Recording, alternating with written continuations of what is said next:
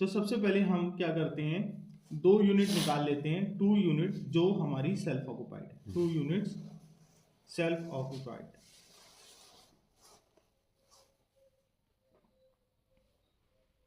जो 2 unit self occupied हैं उनकी एनुअल वैल्यू हमारी नील रहेगी, सिर्फ एक ही डिडक्शन माइनस होगी, that is interest on loan. और इंटरेस्ट ऑन लोन हमारा जो माइनस हो रहा है वो माइनस हो रहा है 40,000। 80,000 तो पूरे घर का है, इसका 1/2 लेंगे, हाफ, क्योंकि 2 यूनिट सेल्फ ऑक्युपाइड है, 2 लेट आउट, तो हाफ वो आएगा इंटरेस्ट ऑन लोन 40,000 रुपये का। और यहाँ से हमारा लॉस आ जाएगा, loss from self occupied portion 40,000, ये बाहर लिख देंगे लॉस 40,000 रुपये का। यहाँ आ गया loss from self occupied portion, loss from self residence.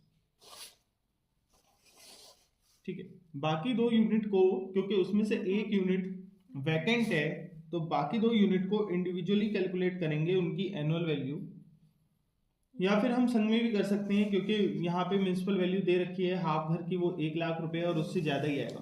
तो अदर टू यूनिट्स जो लेट आउट है उसमें फर्स्ट यूनिट से एक्चुअल रेंट मिल रहा है। सर इसमें ये नहीं बताया ना कि कौन सी यूनिट वैकेंट है, लिखा हुआ है नीचे, कोई वो दोनों कॉमन है ना, सब रेंट एक जैसा मिल रहा है। जो फर्स्ट यूनिट है उससे एक्चुअल रेंट मिल रहा है, क्योंकि एक्चुअल रेंट ही ज़्यादा, इसलिए हमें ज़्यादा टेंशन की भी जरूरत नहीं, 5,000 इंटू 12। और जो सेकेंड यूनिट है उससे एक्चुअल रेंट मिलेगा 5,000 इंटू 7। आप अलग अलग भी निकाल सकते हो, एक संग भी निकाल सकते हो, क्योंकि 5 मंथ वैकेंट है। तो 60,000 रुपीज़ यहाँ पे हो जाएगा और 35,000 रुपीज़ यहाँ पर हो जाएगा, यानी कि टोटल जो हमारा हाउस का ग्रॉस एनुअल वैल्यू आएगी इसका, लेट आउट वाले की, इसकी ग्रॉस एनुअल वैल्यू 95,000 रुपीज़ आ जाएगी। अब ग्रॉस एनुअल वैल्यू 95,000 आने के बाद हमारा पहला स्टेप होता है, हम माइनस करते हैं। क्या माइनस करते हैं बताओ? डिडक्शन 30%, म्युनिसिपल टैक्स माइनस करते हैं। पहले म्युनिसिपल टैक्स माइनस करते हैं। म्युनिसिपल टैक्स 10% माइनस होता है म्युनिसिपल वैल्यू का। 2 लाख रुपए पूरे घर की वैल्यू थी, जिसमें 50% हाउस लेट आउट है, 50% सेल्फ ऑक्युपाइड, तो इसका 50/100 कर लेंगे, क्योंकि 2 यूनिट में बटा हुआ है। और जो आएगा उसका हम 10%, हाँ 10% निकाल लेंगे, उसका हाफ करेंगे तो 1 लाख आएगा। 1 लाख का 10%, 10,000 रुपए इन्होंने यहाँ पे म्युनिसिपल टैक्स को पेड कर दिया। म्युनिसिपल टैक्स पेड करने के बाद हमारी एनुअल वैल्यू आ जाएगी, जो कि 85,000 रुपीज़ है।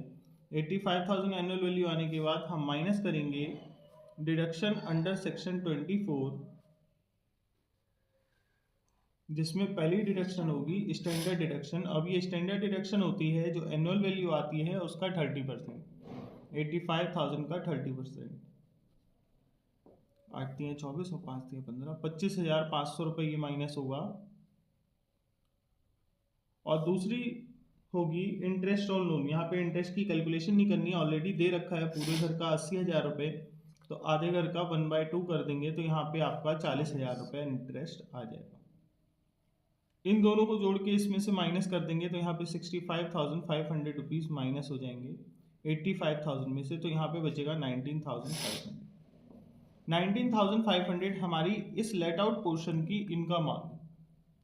अब ऊपर लॉस आ रहा था, नीचे इनकम आ रही है, तो यहाँ पे लॉस में से इनकम को एडजस्ट कर देंगे। एक हाउस प्रॉपर्टी के पोर्शन का इनकम में से दूसरे हाउस प्रॉपर्टी के पोर्शन के लॉस को भी माइनस कर सकते हैं, तो यहाँ आ जाएगा लॉस फ्रॉम हाउस प्रॉपर्टी। जब लॉस फ्रॉम हाउस प्रॉपर्टी हम इसको चेक करेंगे, 40,000 में से 19,500 गए, 20,500 आ गया। इसके बाद हम ये देखेंगे कि 2 पार्टनर थे ना, मिस्टर एक्स और मिस्टर वाई, इन दोनों के हिस्से कितना कितना लॉस आएगा। तो हम देख पा रहे हैं यहाँ 20,500 का टोटल लॉस हुआ है, इसका हाफ मिस्टर एक्स के हिस्से में आएगा और हाफ मिस्टर वाई के हिस्से में आएगा, 10,250, जिसका अमाउंट आएगा 10,250 मिस्टर एक्स का और 10,250 मिस्टर वाई का। यहाँ ऊपर लिख सकते हैं loss bear by partner. Loss bear by partners. ठीक है, ये हमारा आंसर। अब बताओ कशिश, आपको कोई डाउट इसमें, और कोई, किसी को कोई डाउट हो तो?